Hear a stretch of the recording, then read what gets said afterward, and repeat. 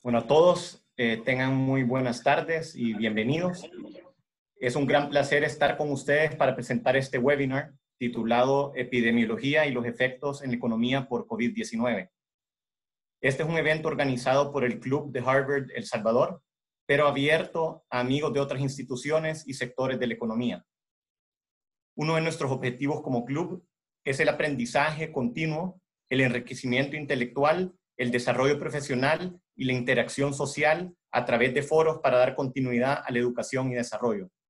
Con este objetivo organizamos estas presentaciones. Mi nombre es Paolo Cartagena, soy presidente del club, trabajo en industria de energías renovables y es un honor para mí ser su anfitrión en este evento. Tengo el placer de que me acompañen esta tarde distinguidos profesionales, expertos del sector de salud, educación y empresarial. Están con nosotros primero como moderador el doctor Mauricio Massa, director ejecutivo de Basic Health International. Él posee un doctorado en medicina en la Universidad Dr. José Matías Delgado y una maestría en salud pública de la Universidad de Harvard.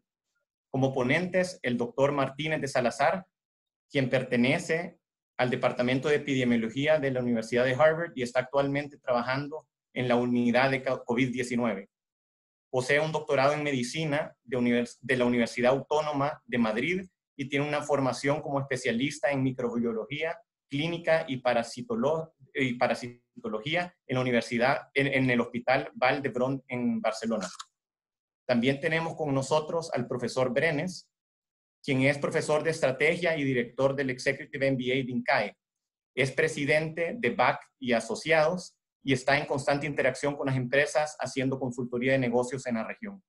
Él es ingeniero industrial graduado de la Universidad de Costa Rica, posee un doctorado en economía agrícola con especialidad en comercio internacional y mercadeo en la Universidad de Florida y un MBA de INCAE.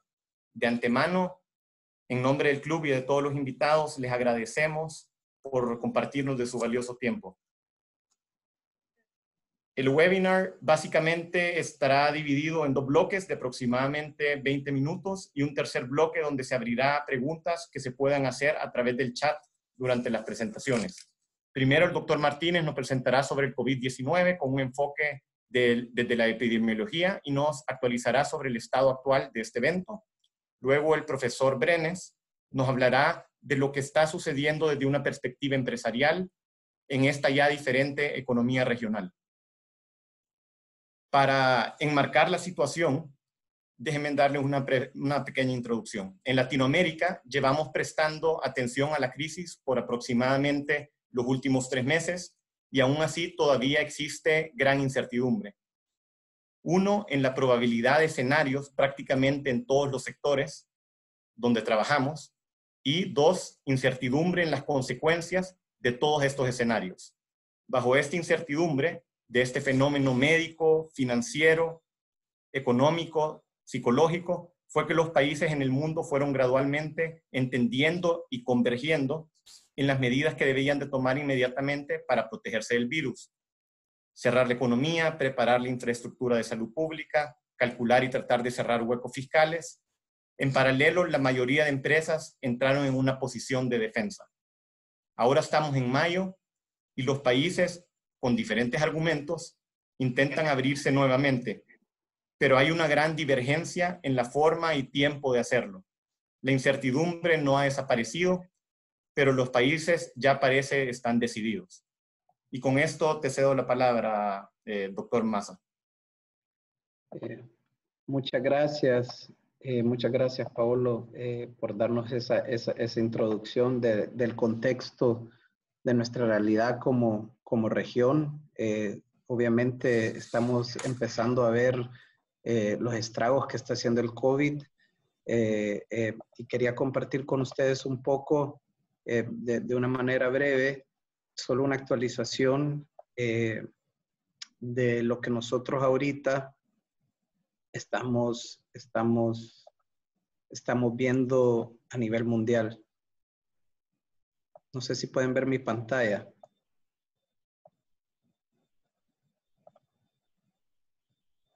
Pero esto es una animación de cómo esto ha sido la cantidad de casos y muertes por diferentes áreas desde que esto inició a reportarse, de acuerdo a la Organización Mundial de la Salud, solo con 200 casos reportados en el mes de enero, y podemos ver exponencialmente mes con mes cómo esto ha ido afectando a diferentes áreas del mundo. Vimos cómo Europa fue el siguiente lugar que fue afectado. Ahora ya estamos en las Américas también, y es increíble la velocidad con lo que esto se ha ido expandiendo. Tenemos casi los 2 millones de casos en Europa, como les mencionaba, ya más de 2 millones de casos en las Américas. Y sabemos que esto tiene pues varias razones, mucho tiene que ver con cuántas pruebas también se están haciendo. Yo creo que pues el doctor Martínez nos va a hablar más de la epidemiología, pero el punto es que esto es algo que ha ido escalando y ha tomado un control total de nuestras vidas, llegando casi a los 5 millones de casos y más de 300,000 muertes reportadas a nivel mundial.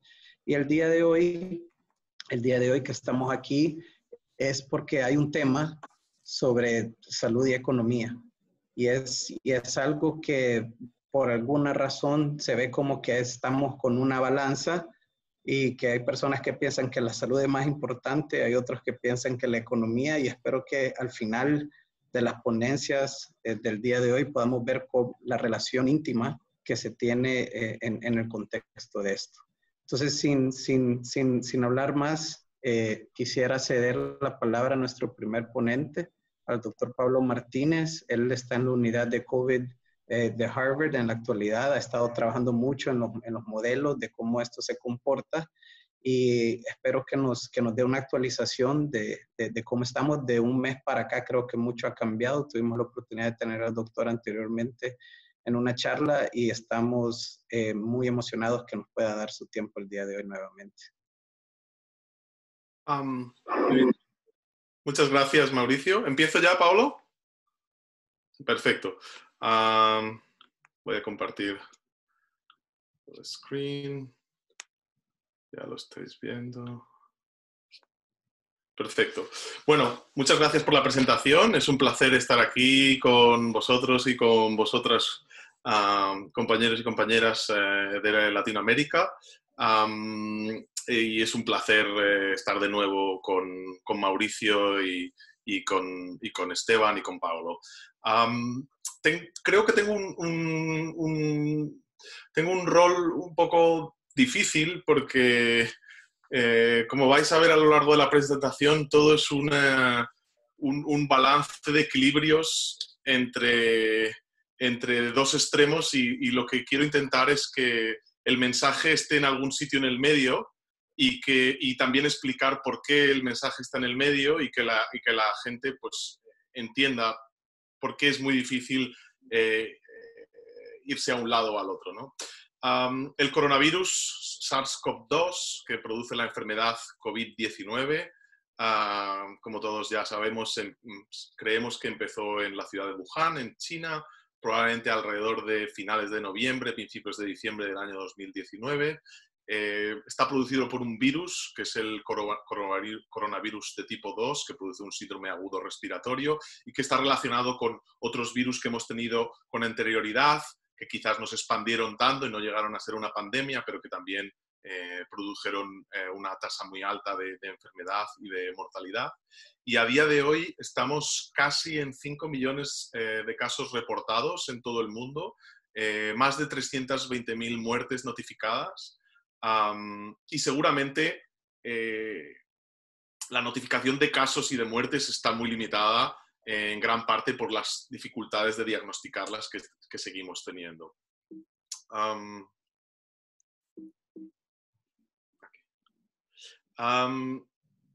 Me voy a concentrar en dos aspectos de la epidemiología. Digamos que voy a intentar abarcar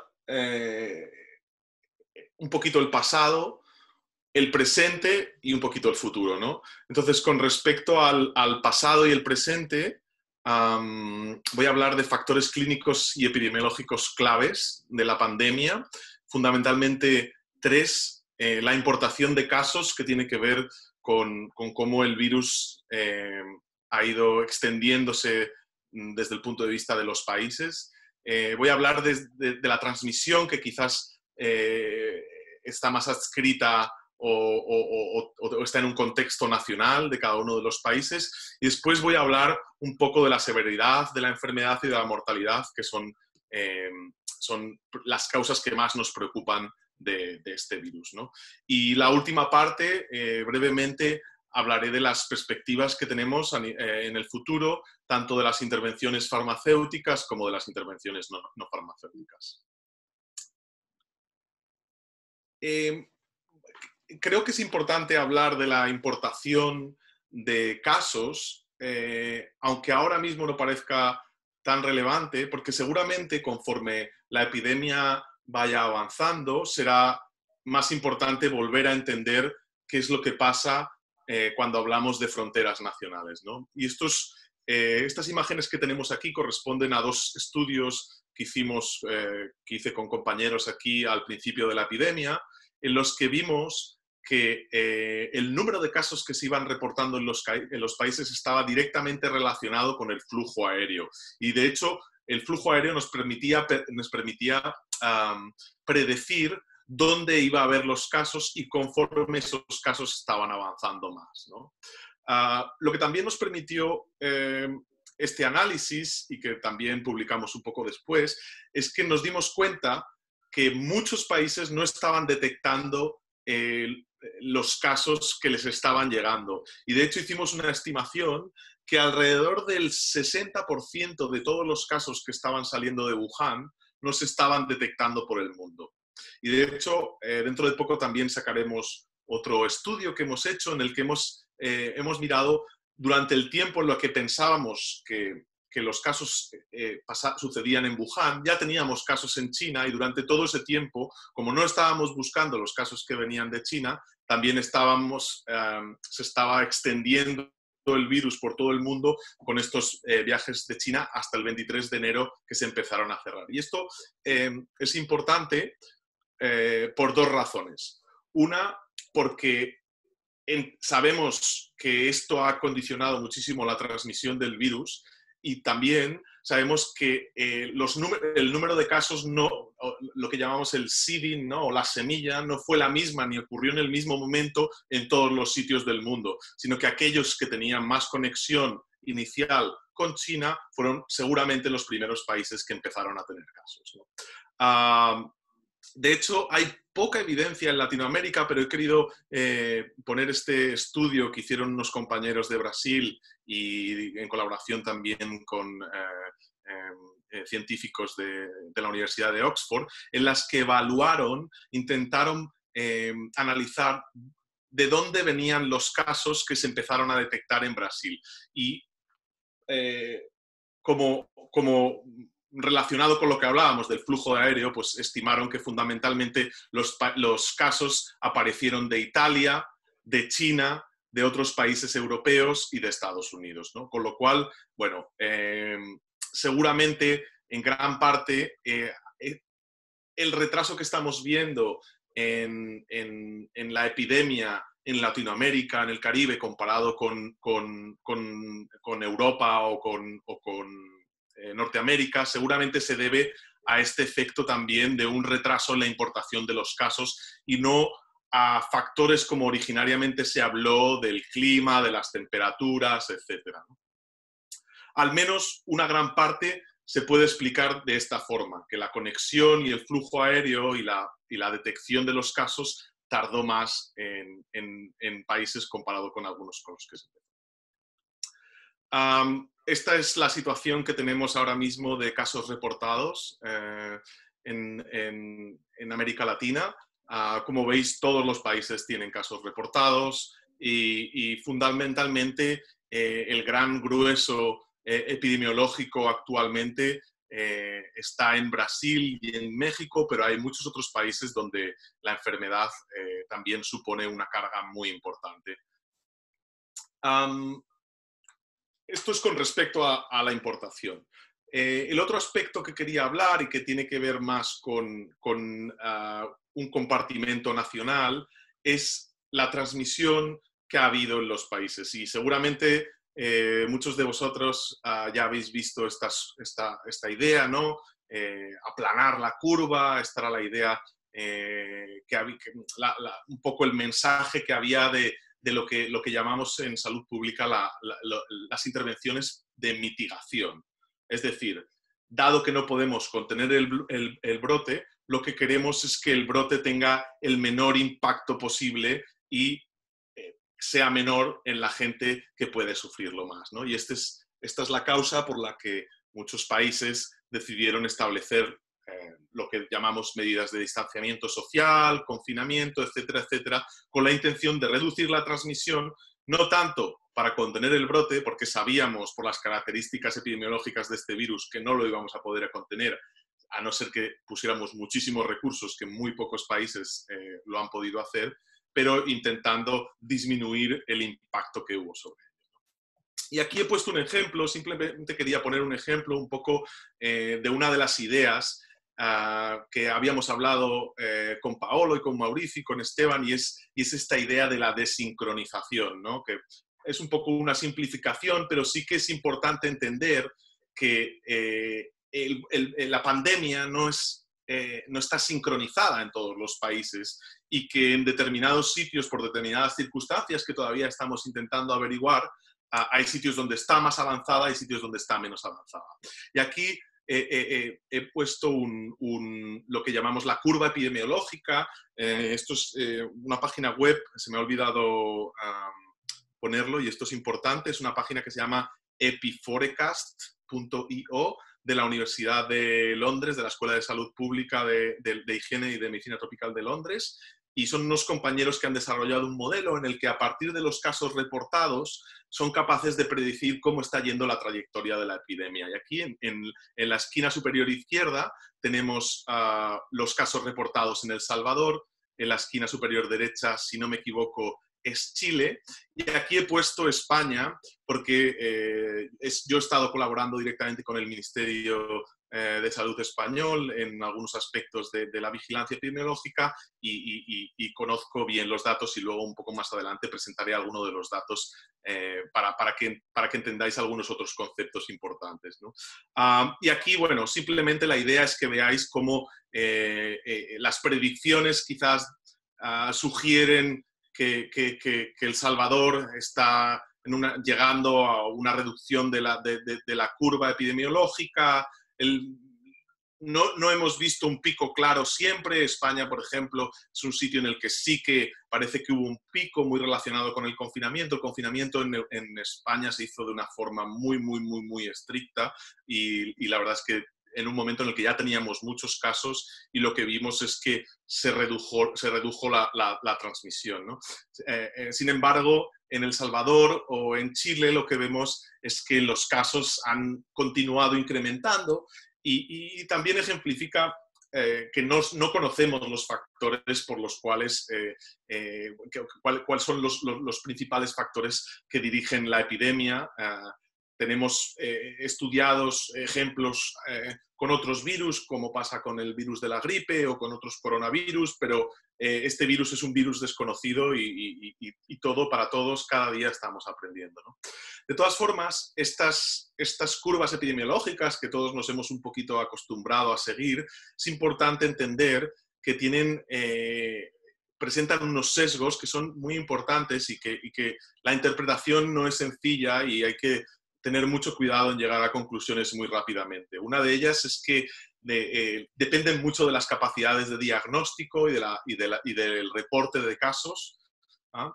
Y si eso se afecta de diversas maneras, no solo porque no se diagnostiquen todos los casos, sino porque también se vaya cambiando el sistema de diagnóstico o el acceso al diagnóstico, y eso condiciona nuestra interpretación, con lo cual es difícil llegar a conclusiones en cuanto a cómo está siendo la trayectoria, ¿no?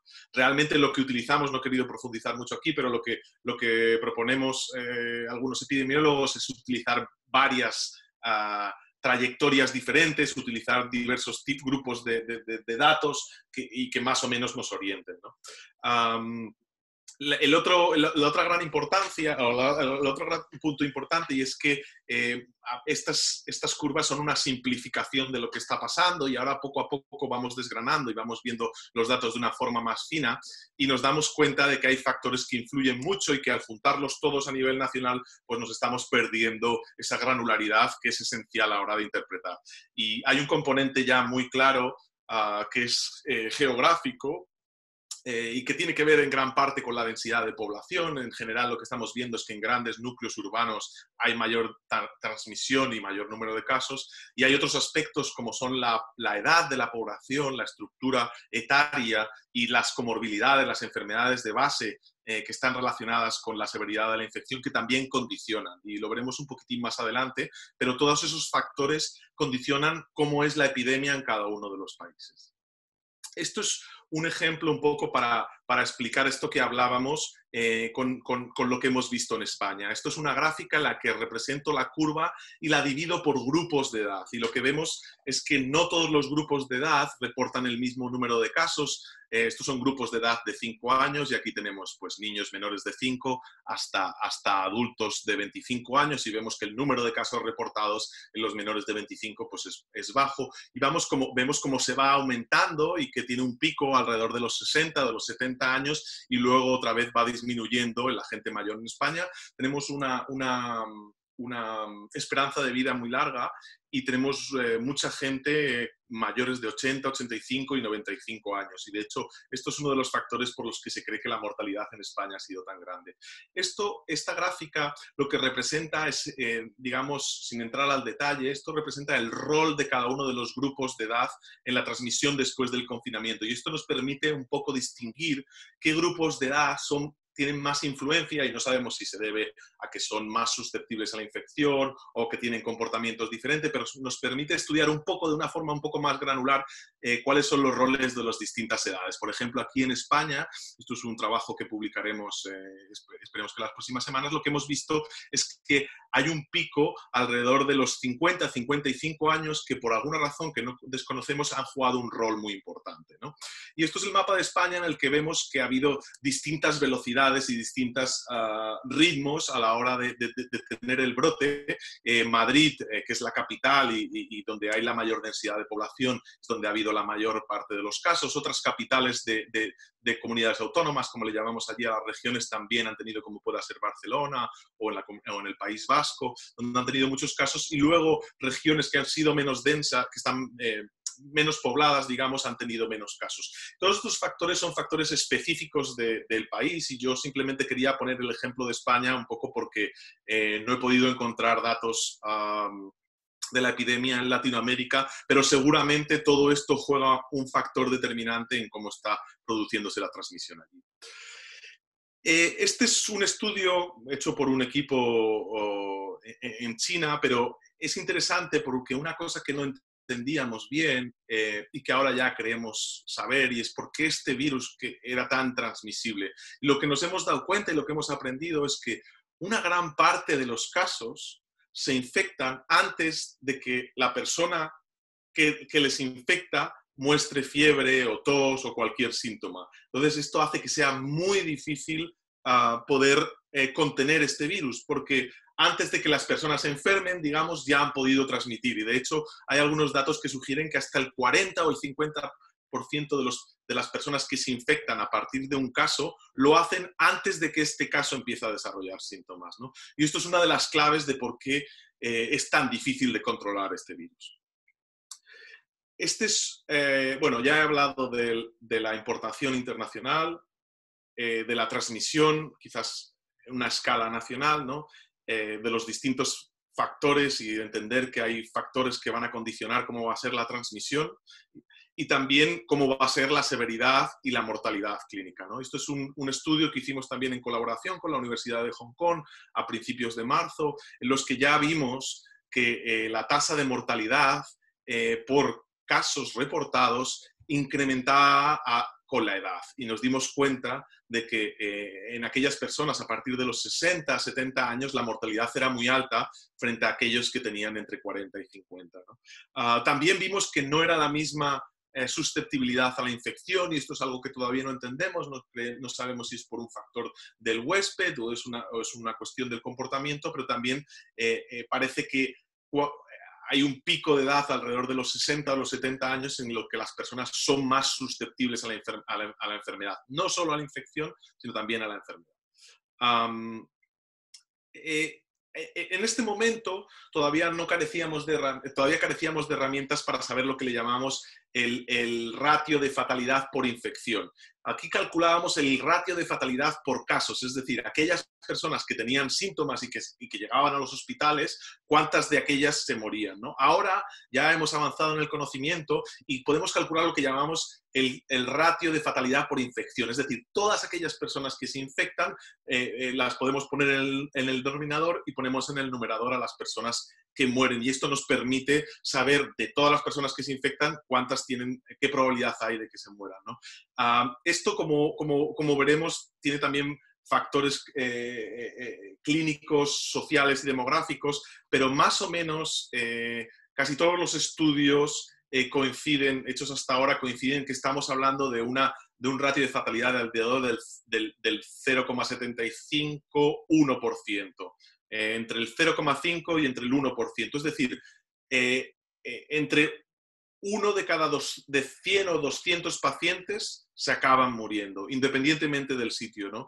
Y esto, aparte de ser importante para poder evaluar el impacto de la epidemia, también nos permite saber hacer un análisis de cuál es la peligrosidad, ¿no? Y es algo que ahora ya, en un principio, los primeros reportes, pues parecía, no siempre todo el mundo ha hablado de cuánto se parece a la gripe, etcétera, a la influenza, etcétera, etcétera. Bueno, parece cada vez está más claro que la severidad y la mortalidad del coronavirus es más alta que el de la gripe estacional, y seguramente que el de la gripe que produce también grandes brotes. Esto es otro ejemplo un poco de todos los factores que afectan a la severidad y a la mortalidad de la enfermedad, y un poco para dejar claro que hay todo un componente de factores que van a condicionar cómo es la epidemia en cada uno de los países. En la columna izquierda vemos un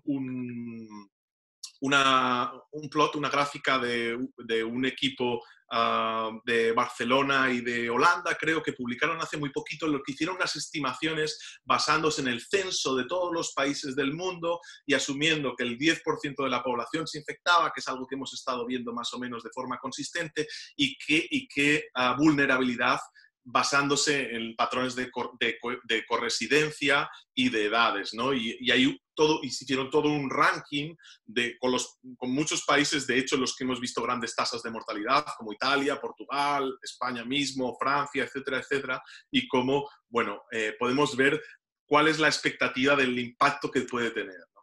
En esta columna derecha, que es otro estudio de un equipo multidisciplinar y multinacional, se llama Open Safely, en los que han ido evaluando todos los factores de riesgo. Por un lado tenemos la edad, y aquí se ve muy claro cómo la edad es un factor de riesgo para la mortalidad, ¿no? Esto mide la probabilidad de mortalidad, pero hay muchos otros factores que cada vez vamos conociendo más: la obesidad, el hábito tabáquico, parece ser que hay ciertos factores de etnicidad, aunque no está claro, porque es muy difícil de separar componentes sociales, demográficos, etcétera, etcétera, ¿no? Pero y algunos factores que desde el principio estaban claros, como comorbilidades, como puede ser la diabetes, la hipertensión, el cáncer previo, etc.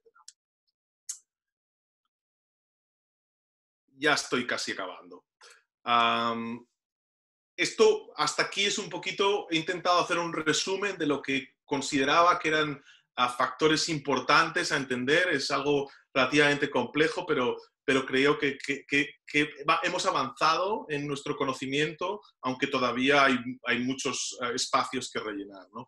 Ahora me gustaría hablar un poquitín, brevemente, de lo que podemos esperar. No es mi campo de especialidad, aunque he trabajado en casi todas estas áreas, entonces, bueno, me permite un poquitín dar 4 pinceladas de dónde estamos. En general, los epidemiólogos clasificamos, o desde la salud pública podemos clasificar las herramientas que tenemos para controlar una pandemia en dos grandes grupos. Lo que llamamos las intervenciones farmacológicas y lo que son las intervenciones no farmacológicas. Las intervenciones farmacológicas, fundamentalmente, hablamos del tratamiento de los pacientes, de los enfermos. Seguramente todos habéis oído hablar de fármacos como la hidroxicloroquina, el remdesivir, incluso algunos el tocilizumab. Parte del uso de medicamentos también se puede hacer no esperando a que los pacientes tengan la enfermedad, sino prevenir que tengan la infección. Eso se llama el tratamiento pre o post exposición. Y ahora mismo hay alrededor de 220 candidatos a medicamentos probándose en todo el mundo.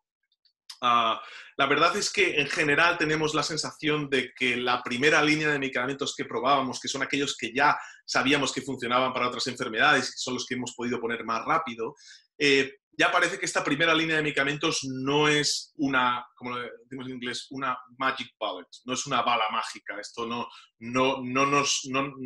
cura a los pacientes de un día para otro. Entonces, bueno, el mensaje es que hasta que no aparezca un medicamento más eficaz, lo que podemos esperar es que sí, vamos a mejorar y vamos a mejorar las tasas de mortalidad, pero no de la manera que nos gustaría.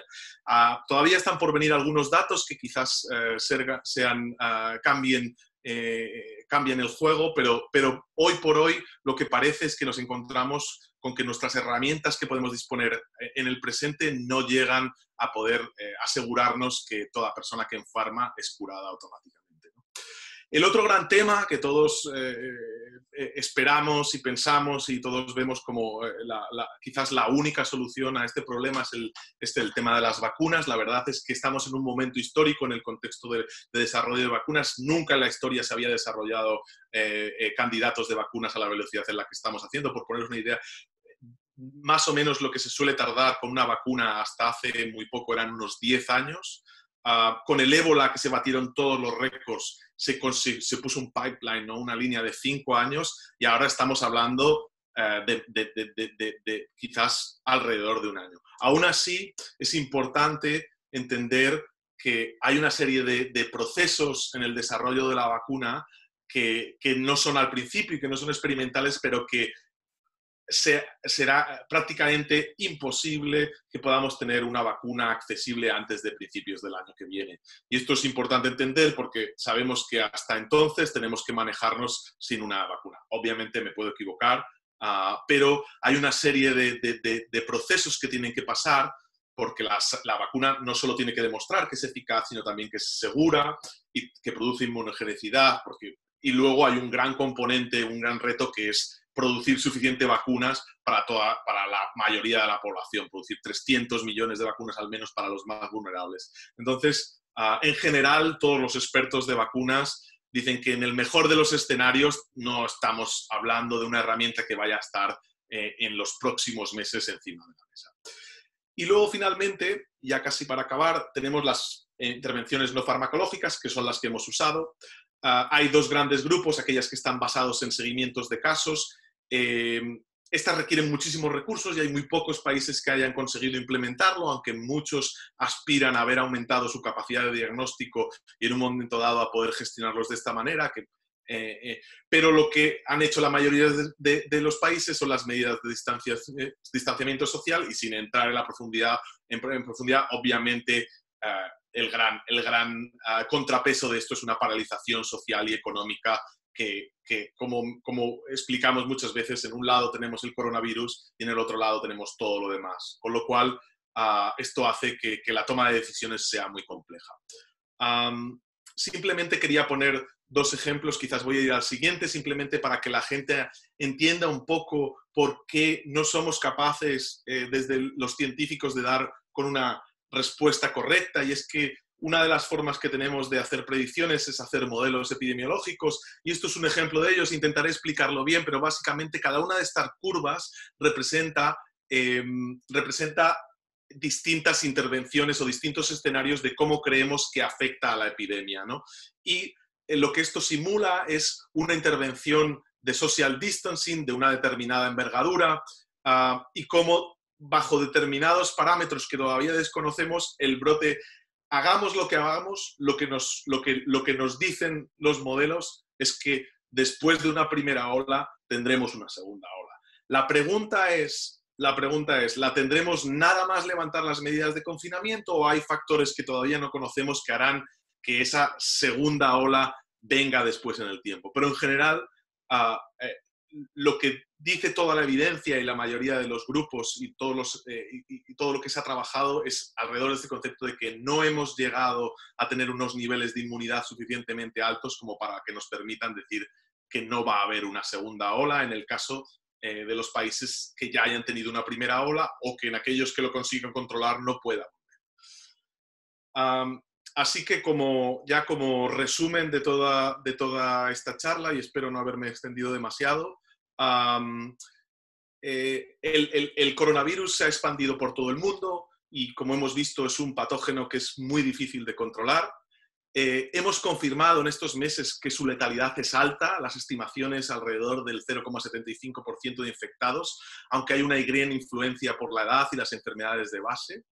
Hemos hablado de que la transmisión es diferente en cada uno de los sitios, o sea que tenemos un fenómeno de heterogeneidad de la transmisión, es decir, no es la misma en todos los sitios. Hay factores sociales y demográficos, pero también epidemiológicos que han afectado a esa heterogeneidad y, por tanto, nos encontramos con un fenómeno de especificidad, es decir, prácticamente en cada país o incluso en algunos sitios hasta en cada región tenemos una situación diferente, lo cual hace que no haya una respuesta generalizable a todos los sitios, ¿no? Como hemos dicho, tenemos diferente transmisión y diferentes intervenciones y esto da lugar a una desincronización, que es el mismo fenómeno de la heterogeneidad, pero desde el punto de vista de la coordinación global, ¿no? Es decir, nos vamos a encontrar en los próximos meses en un escenario en los que diversos países se encuentran en distintas situaciones, incluso distintas regiones dentro de un mismo país se encuentran en distintas velocidades. Y es importante entender esto. Incertidumbre es una palabra. Me gustaría un poco que esta charla hubiese ayudado un poco a entender que, si bien la incertidumbre existe y la mantenemos, hay algunas cosas que ya empezamos a aprender que nos permiten un poco dibujar algo mejor los escenarios. Sabemos, por ejemplo, que ha habido muy pocos sitios que tengan una superficie suficientemente grande, que tengan prevalencias más altas del 20, el 30%, con lo cual creemos que lo que llamamos la inmunidad en rebaño, es decir, que hay suficiente gente infectada ya y con anticuerpos como para que no vuelva a penetrar la epidemia, creemos que esta inmunidad no se ha llegado, que es dudosa, y de hecho las predicciones sugieren que la transmisión continuará, aunque seguramente no será igual a esta primera ola que hemos tenido en muchos países o en la que se encuentran inmersos algunos otros. Y como resumen, todavía carecemos de herramientas terapéuticas eficaces, aunque es probable que mejoremos, aunque sea en algunas partes de ellas, en el tratamiento, en la exposición, en los próximos meses. La vacuna es poco probable que la tengamos antes del año que viene, pero hay más de 140 candidatos y seguramente hay espacio para el optimismo. Y esto es el final de la charla. Espero que haya sido útil y cedo la palabra al profesor Esteban Brenes, que nos hablará del aspecto económico. Muchas gracias, muy amable.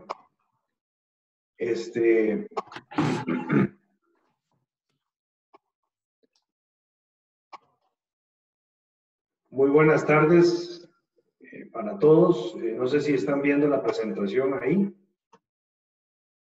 Sí, ahí. Okay. Sí. Perfecto. Bueno, mi nombre es Esteban Brenes. Como me había presentado, Esteban Brenes, soy profesor del INCAE. Tengo la cátedra Steve Aronson de Estrategia y Agronegocios. Steve es el fundador del Grupo BRIT, a quien agradecemos muchísimo su donación para la cátedra. Y soy también presidente de la empresa BAC y Asociados, que es una empresa consultora que opera en toda América Latina, especializada sobre todo en temas de estrategia de empresa, pero que vemos otros campos también. Ahí les queda el website para que lo vean. Esta es una presentación que hemos elaborado en conjunto entre BAC y Asociados y también el INCAE, Y para ello me han ayudado Elisa y Franco de Baxi Asociados y Sara Benetti, investigadora del INCAE. El trabajo que les voy a presentar es un trabajo parcial, no es completo porque no tenemos el tiempo para hacerlo. Tenemos únicamente 20 minutos y eso es lo que le vamos a, pues, a dedicar a esto con muchísimo gusto. Y luego les comento un poquito más sobre la presentación completa. Este es un documento en proceso porque esperamos pues que con sus preguntas puedan mejorarse sustancialmente algunas de las conclusiones. La idea de este documento es presentar o imaginar el futuro. ¿Cómo va a ser el futuro de las empresas luego del coronavirus? Ya nos decía el doctor Martínez de que esto es algo que va a pasar. En las conversaciones que tuvimos previas a esta presentación, esto se acaba cuando la vacuna esté presente. Pero bueno, yo tengo ahí, se acaba el riesgo, se acaba el problema de la transmisión, pero la parte económica, que es lo que me han pedido el doctor Massa y Paolo del Club de Harvard de El Salvador, es conversar en general de cuál es el impacto que esto puede tener a nivel económico o lo que está teniendo. Entonces vamos a hablar de eso.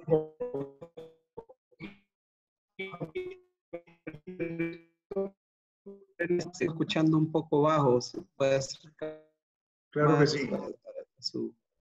Me dice si mejor, muchas gracias. Ok, sí, así está perfecto.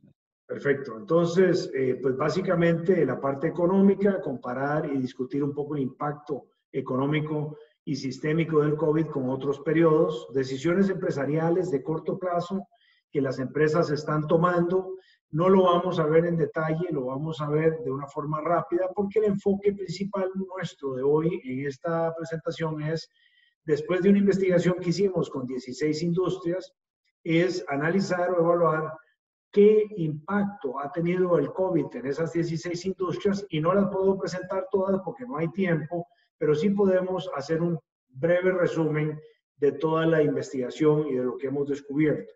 Al final, les presento algo que INCAE Business School está trabajando en la región y además algunas conclusiones sobre algunas recomendaciones que impactan o que pueden ser tal vez un buen resumen de lo que está pasando en las 16 industrias investigadas. Peter Drucker decía, el mayor peligro en tiempos de turbulencia no es la turbulencia en sí mismo, sino más bien actuar con la lógica de ayer. A nivel de impacto económico, lo que vemos es una crisis muy distinta a las crisis económicas que nosotros en esta generación hemos visto. Esta es una crisis global, en primer lugar, es una crisis que está afectando no una o dos o tres industrias, o algunas industrias más fuerte y muy fuerte y otras colateralmente, como pasó en la crisis inmobiliaria y financiera del 2008, sino que aquí con la cuarentena, en realidad todas las industrias de una forma u otra se están viendo afectadas. Hay una gran incertidumbre, ya lo decía el doctor Martínez anteriormente, no solo en la parte médica, sino obviamente en la incertidumbre en el ser humano con los pies en la tierra y no los técnicos epidemiólogos, sino nosotros, pensando en que esto ha tenido un gran avance y que hay una inexistencia de cura, incluso una inexistencia de un buen tratamiento claramente definido. Hay una parálisis total de la economía y por supuesto hay ruptura, y ya se empieza a ver una ruptura en algunas cadenas de abastecimiento. Algunas porque el COVID afectó la planta de producción, por decirlo así, o algunas otras porque el transporte aéreo o el transporte marítimo no tiene las mismas características que tenía antes del COVID-19. Viendo una trayectoria de más de 100 años, o de 100 años aproximadamente, vemos cómo la Gran Depresión tuvo una caída importante en la bolsa de valores. Vimos el lunes negro en el año 87, el .com más reciente en el año 2000, la crisis inmobiliaria en el 2008 y hoy el COVID-19. El COVID-19 ha hecho caer el Dow Jones un 17%, Este dato es reciente, de la bolsa al día 15 de mayo.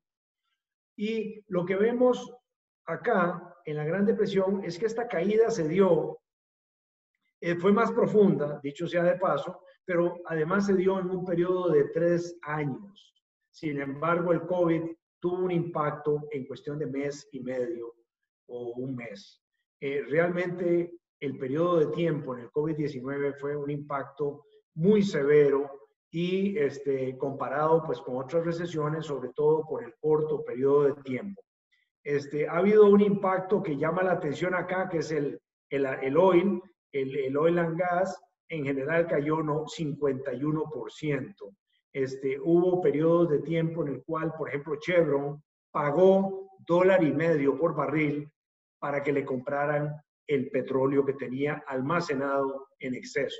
Consecuencias relacionadas principalmente por una baja demanda a nivel mundial y, por supuesto, porque la OPEP no se puso de acuerdo y no vieron el impacto que esto podría tener en el corto plazo.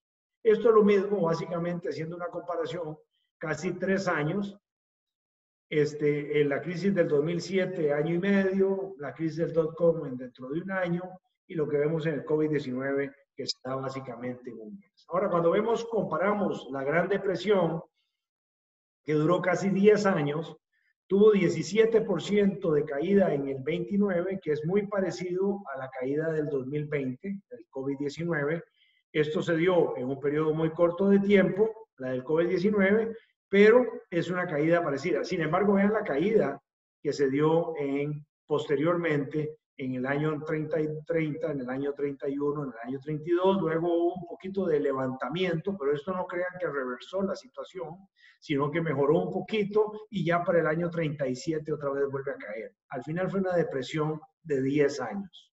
Las otras caídas, como ven, han sido mucho más leves, con excepción de la del 2008, que fue mucho más impactante y fuerte que la del 2016, y en un periodo, eso sí, un poquito más largo. Las recesiones definidas económicamente son caídas de la economía a un amplio alcance. El PIB se contrae generalmente por un periodo de 2 trimestres, o sea, de 6 meses únicamente. Algunas veces llega a los 18 meses y un poquito más la recesión, como vimos anteriormente. Y desde 1854 hemos tenido 33 recesiones. Esto es, en un periodo de 150 años, es lo normal. Lo que es completamente anormal fue lo que pasó en la depresión de los años 30, donde duró casi una década, el desempleo llegó a 25% en los Estados Unidos y hoy en día el desempleo en los Estados Unidos anda rondando el 14 y el 15% y creció de un 3% o 3,5% de desempleo a un 14, 15% en mes y medio, 2 meses. Es un poco para ver el impacto que esto ha tenido. Luego, en esa época, se cayeron los precios de las viviendas, se cayó los precios en forma generalizada. Yo pienso que en esta recesión, ahorita vamos a hablar si es recesión o depresión, lo que yo pronostico, es probablemente una caída también de los precios. Y vean qué impresionante, le tomó 25 años a la Bolsa de Valores regresar al punto inicial del año 29. Es decir, fue hasta 1954 que la bolsa recuperó lo perdido durante el año 29, 30, 31 y 32. Hubo atenuantes importantes porque que fomentaron una depresión mayor.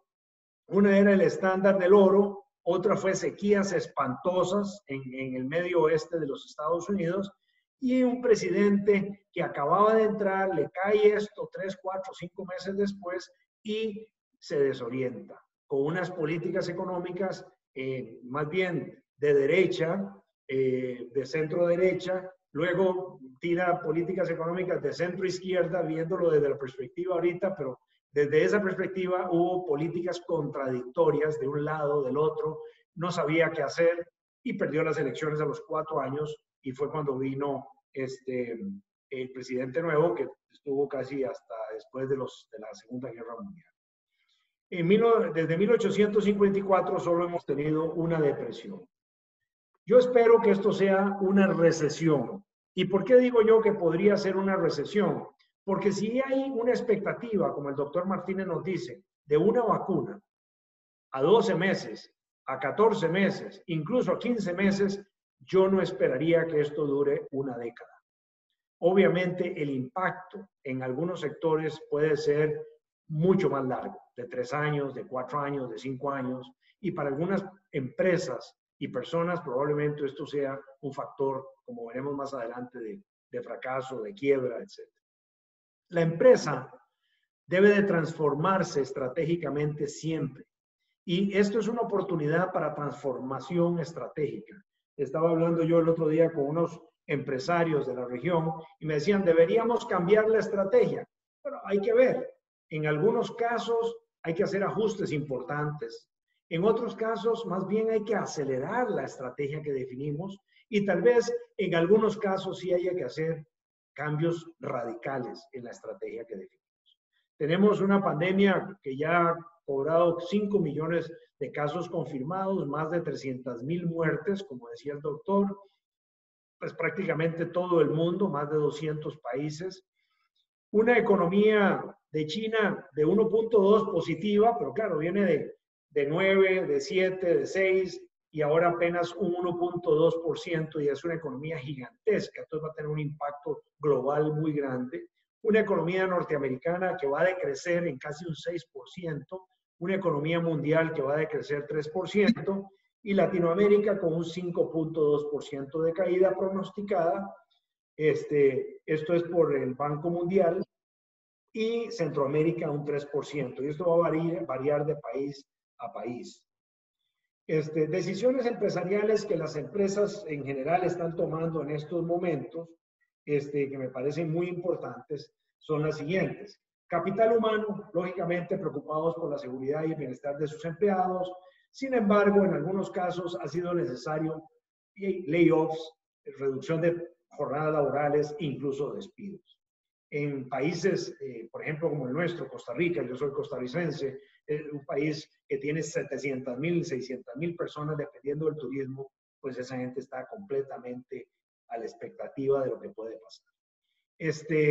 El cash es, el efectivo es rey, el cash es king, el cash es clave en estos momentos, tenemos que manejar nuestro efectivo en la empresa, porque las empresas no quiebran porque no tienen utilidades, las empresas quiebran porque no pueden pagar los empleados, o no pueden pagar el alquiler, o no pueden pagar, es por un tema de efectivo, y entonces hay que manejar muy bien ese corto plazo.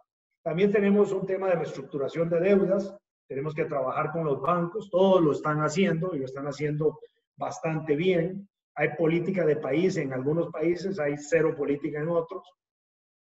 La comunicación transparente y constante con todos los stakeholders es fundamental para decirles, señores, esperen, les vamos a pagar, pero denos chance.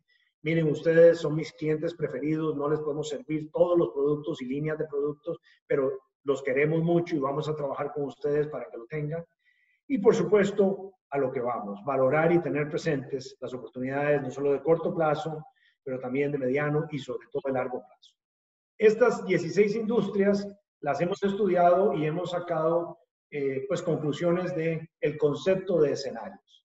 Los escenarios nos ayudan a prepararnos para un futuro que es completamente incierto o bastante incierto, que tiene pues la idea es predecir y clarificar posibles implicaciones para toma de decisiones. Nosotros hemos hecho un trabajo estructurado, investigado, hemos estirado un poquito nuestro pensamiento y de alguna manera retado el pensamiento convencional de las diferentes industrias para tomar mejores decisiones en el día de hoy. Boston Consulting Group nos recomienda y dice que las empresas exitosas que tienen resultados en mejores ventas y en mejores utilidades en periodos de crisis son aquellas que se preparan, anticipan, tienen una orientación hacia el crecimiento y sobre todo una visión de transformación, siempre con la visión de largo plazo. No dejemos que la filmina anterior de corto plazo nos produzca una miopía y no nos permita ver cómo va a ser mi industria y cómo se va a comportar esa industria en el largo plazo. La idea es tener una visión de futuro de cómo va a ser eso y cómo lo podemos aprovechar. Y eso es un poquito la idea de lo que vamos a plantear. Hemos analizado 16 industrias, algunas de ellas están aquí mencionadas. Hemos visto resultados positivos en alimentos y agronegocios, en farmacia, obviamente medicinas, en videojuegos, impresionante, en telecomunicaciones, en entretenimiento, Netflix disparado, en consultoría. Hay muchas empresas que están requiriendo apoyo en este momento, y en la industria hospitalaria. La industria hospitalaria con una acotación importante. Algunas personas con enfermedades crónicas no quieren ir al hospital porque temen contagiarse.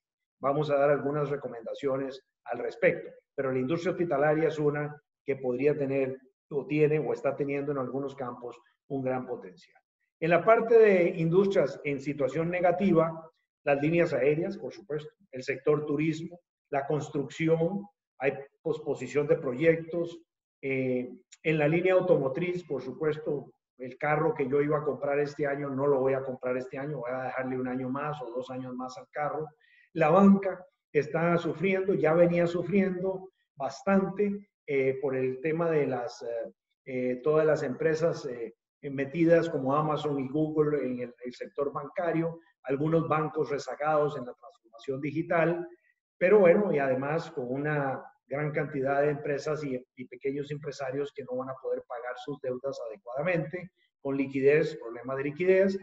El tema de educación es un tema crítico. Yo vengo de ese campo. A través de INCAE hemos hecho todos los esfuerzos para seguir enseñando a través de enseñanza a distancia, online, pero siempre es difícil, es complicado. Petróleo, por supuesto, falleció por un buen tiempo, creo yo. Restaurantes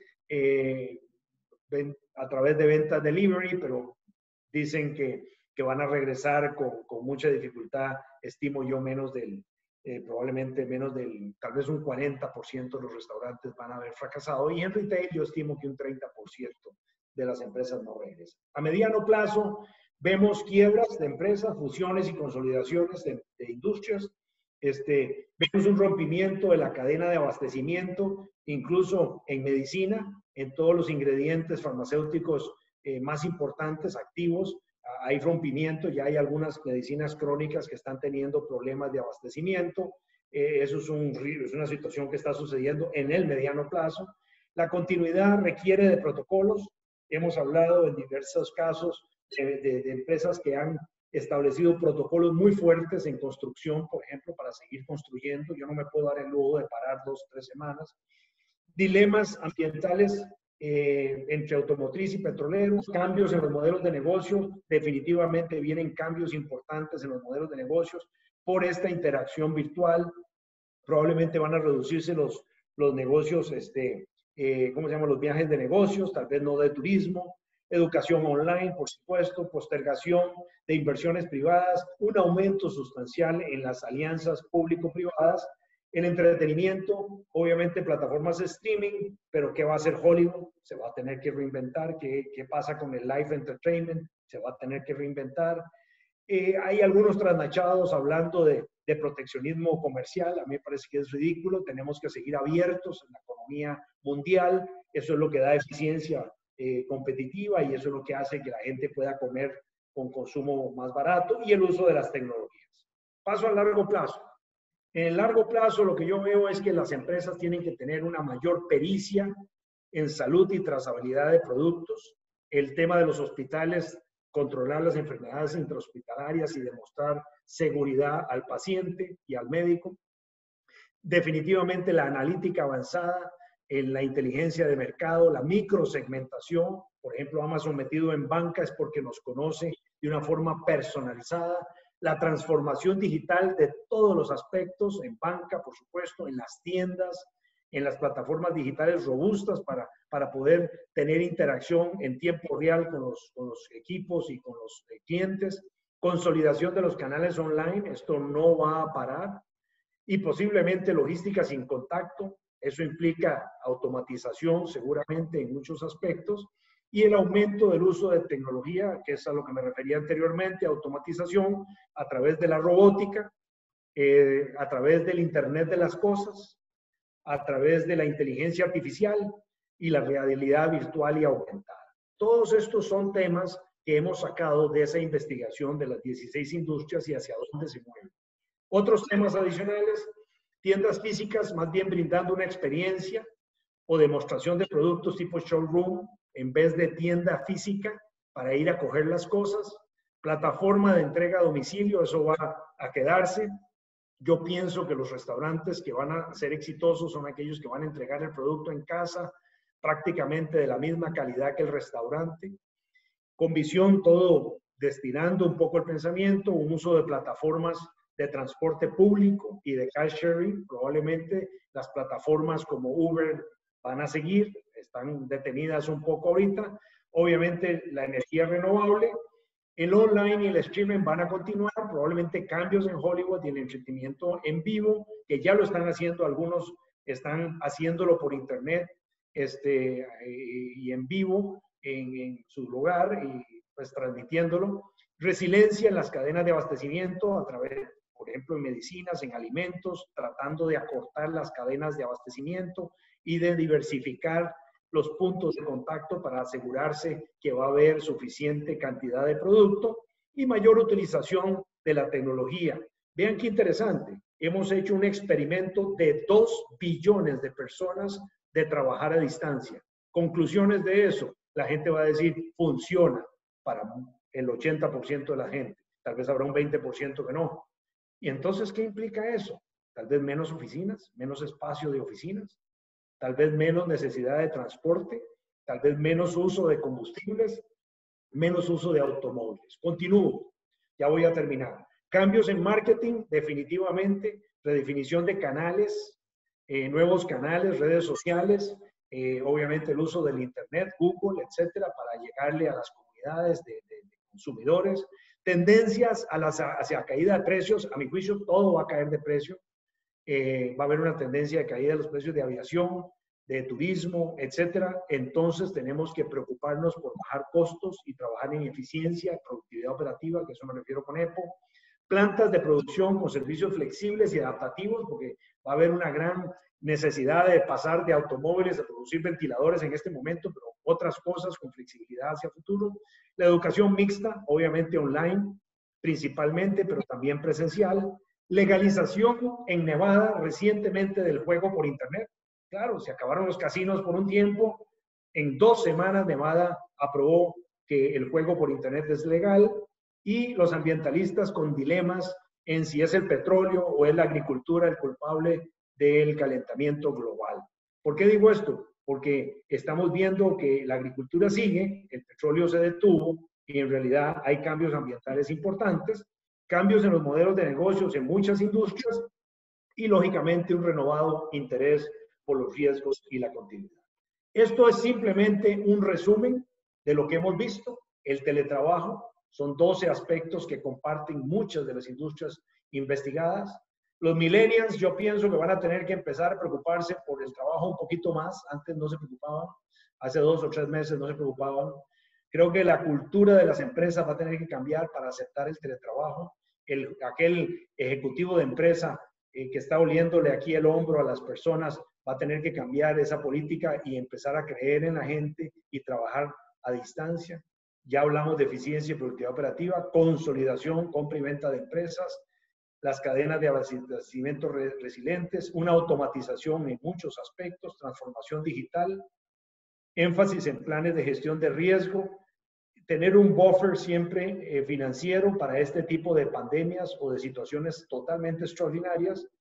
Hay muchas oportunidades de negocio. Vean que United ya tiene alianzas con varias empresas. Hay hospitales aliándose con empresas de limpieza, hoteles aliándose con empresas de limpieza, los canales online para quedarse, la democratización del Internet de las cosas y, por supuesto, la reasignación de algunos recursos. Les comparto esto antes de terminar. Esto lo está haciendo INCAE. INCAE con epidemiólogos, colegas nuestros de INCAE, médicos, epidemiólogos, personas relacionadas con la parte social, economistas y tratando de balancear estos 3 aspectos. Y lo que está hablándose acá es de la apertura. Entonces, INCAE está elaborando y ya ha compartido con algunos países un estudio para decir cuáles son las industrias que deben abrir primero en función del impacto social, el impacto económico y el riesgo de contagio. Y esa apertura, ¿cómo se debe hacer? Quería presentarlo porque sé que algunos de ustedes han escuchado de esto. Es la única filmina que presento de esto, pero es para que se entienda que lo que se busca acá, y como ya lo adelantó el doctor Massa y Paolo y también el doctor Martínez, hay un conflicto real entre lo que es la parte médica, el impacto social y el impacto económico. Aquí termino con esto. 5 recomendaciones. Primero, si queremos enfrentar esta crisis adecuadamente en el largo plazo, con visión de largo plazo, debemos desarrollar una mentalidad de búsqueda de oportunidades frente a la adversidad. Precisamente, estrategia lo que busca es desviaciones de los promedios para competir con éxito. Y yo les aseguro que hay oportunidades en todos los sectores. Ver hacia adelante. Muchas empresas están enfocadas en la crisis, mientras las exitosas están enfocadas también en el rebote de la demanda y en la posibilidad de innovar y de repensar el modelo de negocios.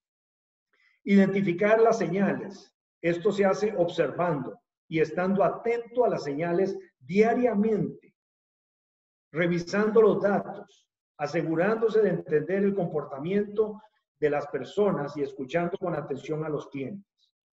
Identificar nuevas fuentes de crecimiento. Desarrollemos una estrategia, ubiquémonos en un estado final de dónde vamos a vernos en los próximos 3, 4, 5 años y establezcamos una ruta hacia ese nuevo normal. Un tema clave, debemos movernos con rapidez. Para esta crisis nos ha enseñado que todo cambia día a día, es importante tenerlo presente para el manejo de la crisis, pero eso también implica innovar y construir nuevas actividades para el negocio de forma permanente, constante. Y la transformación estratégica de la empresa, que implica que la transformación de largo plazo de una empresa no se destruye con una crisis. Hay temas de largo plazo que no podemos dejar de implementar, que no podemos dejar de trabajar, que si lo dejamos de hacer, vamos a vernos en una posición menos competitiva en los 12, 15, 22, 24 meses. Y recuerden, la solución está a la vuelta de la esquina. Tenemos que pensar y creer y confiar en Dios de que esa solución, la vacuna, nos va a permitir entonces tener, si hacemos esto, competir mejor en el mercado en cada una de estas diferentes industrias. Aprovechemos esa oportunidad para esforzarnos entonces doblemente en el plan y la transformación de largo plazo. Muchísimas gracias. Este es mi correo electrónico y estoy a la orden.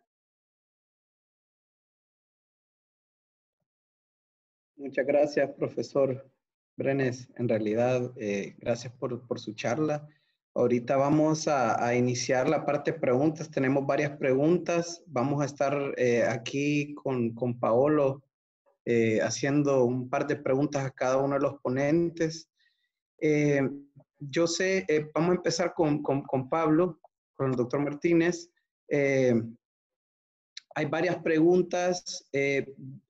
Una es si nos pueden decir cuál es la página que se usó de referencia para ver las gráficas que sean diferentes países de la situación epidemiológica. Sí, se llama epiforecast.io y es la página del grupo de la Escuela de Higiene y Medicina Tropical de Londres. www.epiforecast.io. Nosotros, la pregunta que sigue, aquí tenemos muchas personas de El Salvador. Nosotros cuando visualizamos hacer esto era para toda la región, pero tengo varias preguntas que vienen específicamente de El Salvador. Nosotros hemos visto en el transcurso de los meses desde que empezó la pandemia diferentes modelos, ¿verdad? Y ahorita obviamente estamos hablando de la importancia de cómo encontrar ese balance entre reapertura, en general, para tratar de contestar una pregunta que creo que se está repitiendo de diferentes maneras. ¿Qué desde un punto de vista epidemiológico, ¿qué es lo que se sugiriera o cuándo es el momento que uno puede considerar que es oportuno hablar sobre regresar a salir de una cuarentena? O sea, ¿hay algún momento en las curvas epidemiológicas o qué se está tomando de base? Bueno, yo creo que no hay una respuesta correcta, sino que seguramente hay una respuesta adaptada a cada uno de las situaciones. Como hemos hablado, es un balance entre los factores epidemiológicos y médicos y el resto. Es algo multidisciplinar, es decir, que requiere expertise de muchos temas, más allá de la epidemiología, también economistas, sociólogos, políticos, por supuesto. Pero en general, la experiencia quizás de la que puedo hablar mejor es quizás la de aquí en Estados Unidos o la de Europa, es que normalmente hay 3 factores fundamentales. Uno es que la transmisión esté de bajada, es decir, que sea consistente el hecho de que los nuevos casos cada vez sean menor, y eso es difícil de verlo cuando es en tiempo real, porque hay varias dificultades. Normalmente lo que implica es que pasan bastantes semanas hasta que te das cuenta que has pasado el pico, ¿no? Hay un dicho que es, no hemos pasado el pico, no sabemos que hemos pasado el pico hasta que lo hemos pasado, es lo que va a pasar. O sea, la gente no va a tener la impresión de estar en el pico de la curva, como se dice, sino que de repente miraremos atrás y diremos, vaya, pues parece que ya los casos van para abajo, ¿no? Este es uno de los factores importantes, y quizás el segundo factor más importante es cómo de colapsados están los sistemas de salud y si realmente están en una situación en la cual el país o la región no se puede permitir que haya un aumento mayor de los casos. Y quizás esos son los 2 factores más importantes. Y quizás hay un tercer factor, que es que estemos en el sitio donde más o menos quisiéramos estar en el sentido de capacidad diagnóstica. Normalmente casi todos los países han tenido que hacer un gran esfuerzo para mejorar las capacidades diagnósticas, y quizás ese es el tercer factor más importante, ¿no? Pero como digo, estos son factores de salud pública. Luego hay otros factores que se tienen que tener en cuenta y que además vamos a ir aprendiendo y van a ir saliendo. El hecho de haber estado 2 meses, 3 meses completamente confinados va a tener un impacto negativo seguro en muchos otros aspectos de la salud que también son muy importantes. En general, la línea que más o menos todo el mundo defiende es que no podemos estar confinados eternamente, porque al final el balance cae del otro lado. La pregunta es cuánto se puede permitir cada sitio y avanzar y cómo se puede hacer eso. Ok, perfecto. Perfecto. Una pregunta para usted, profesor Brenes. Mencionaba que el efectivo es muy importante en el corto plazo, especialmente para que los negocios de todo tamaño no vayan a la quiebra. También el doctor Martínez decía que la pandemia no está sincronizada en todos los países, ¿verdad? Y también usted hablaba sobre la protección comercial que puede haber en los países. Entonces, ¿es el rey el efectivo o también proteger esa cadena de valor? ¿Y cómo pueden verse las empresas con una cadena de valor que puede ser impactada en el corto plazo por estos fenómenos? Sí, por eso una de las recomendaciones a largo plazo es revisar la cadena de abastecimiento. Y creo que es buscar cadenas más resilientes. En este momento, las empresas están sufriendo la consecuencia tal vez de tener demasiada confianza en la cadena de abastecimiento actual. Pero se ha llevado esto al extremo, ya se politiza muchas veces las cosas y entonces dicen, bueno, ¿qué tal si mejor producimos toda la agricultura en mi país? De tal manera de que no dependamos de la agricultura global. Entonces, ese es un mensaje equivocado, porque para empezar, teóricamente, desde el punto de vista meramente económico, yo soy abogado y no soy ingeniero, o soy ingeniero y no soy abogado. Se supone que cada uno tiene su expertise y su habilidad. Entonces, países como Argentina, Uruguay, Estados Unidos producen el trigo 20.000 millones de veces mejor que lo que podríamos producirlo en Centroamérica, porque somos países tropicales. Entonces, el problema es que algunas veces, por lo que está pasando, que ha habido rompimientos en la cadena de abastecimiento, algunos trasnochados han dicho que entonces tenemos que ponernos a pensar en una nueva política, y esto puede tener impactos muy serios y muy graves a nivel global, porque la economía funciona en lo que yo puedo hacer bien, lo que vos podés hacer bien, y eso genera economía, pero eso genera eficiencia económica. Entonces, eso debemos de evitar. Pero hay otros elementos que tienen consecuencia o que tienen también una raíz similar, y es que a la hora de tomar mis decisiones, yo tengo que tener presente muy claramente que esas cadenas pueden mejorarse si yo las diversifico, si yo las puedo hacer más cortas, hacia futuro. Entonces, tal vez tenga impacto a la larga esto en las decisiones que las empresas tomen. En cuanto al dinero y el rey, es de corto plazo. Y esa visión es importante, porque yo no puedo tener largo plazo si no tengo corto plazo. Pero mi punto es, manejemos eso bien, manejemos, pero no dejemos de ver el futuro y las oportunidades y los retos, sobre todo los retos que el futuro me está planteando. Y el reto que el futuro me está planteando tiene que ver con mucha tecnología, con muchos cambios. Por ejemplo, hay una pregunta aquí de telemedicina. La telemedicina es un tema fundamental, que hoy en día, por ejemplo, en algunos países de América Latina era prohibida la telemedicina. Ya no lo es. De un día para otro, en cuestión de un mes y medio, la telemedicina es factible. ¿Por qué? Porque fue aprobada en una carrera contra el tiempo. Así como la telemedicina y otras como actividades de la economía que se están migrando a que sean online, ¿cree que hay algunas otras que se han migrado y ya no van a regresar en el largo plazo? Sí, sí, definitivamente. Lo que pasa es que hay que verlo desde la perspectiva de visión, ¿verdad? Porque no estamos 100% seguros, pero la visión. Vamos a ver, para mí el teletrabajo vino para quedarse. El teletrabajo va a tener un impacto importantísimo desde muchas perspectivas. Uno, el número de metros cuadrados de oficina que voy a ocupar yo en mi empresa. Dos, el hecho de que la movilidad va a ser menos necesaria, transporte público. Tres, el consumo de petróleo va a seguir siendo bajo relativamente. Ese es un factor también importante. Cuatro, a mi juicio, el teletrabajo va a impactar en los viajes de negocios.